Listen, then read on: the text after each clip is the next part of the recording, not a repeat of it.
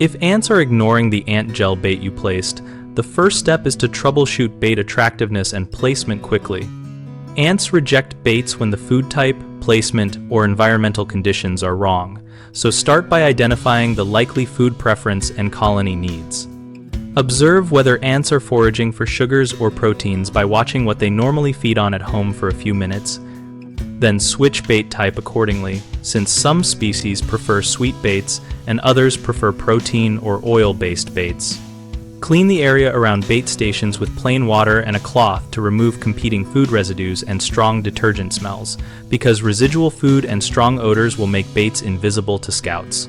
Place bait along active trails and near entry points, not tucked under heavy debris, and check bait every 2 to 3 days, replacing it if it dries out or is contaminated, since fresh gel is far more attractive.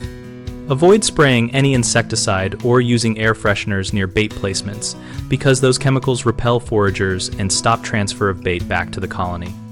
If household pets or children disturb bait, move placements to a sheltered, tamper-proof holder or use bait stations designed for safety while maintaining accessibility to ants.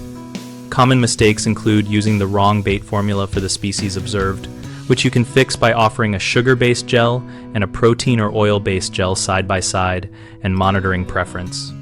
Placing bait on surfaces with food residue or strong cleaner smells that mask the bait, which you can fix by cleaning with water only before rebaiting and allowing surfaces to dry.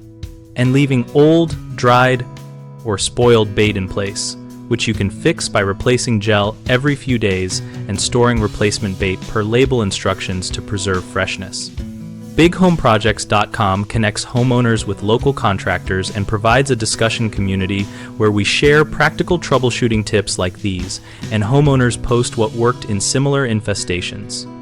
We help contractors find work by letting them join community conversations and respond to local homeowner questions.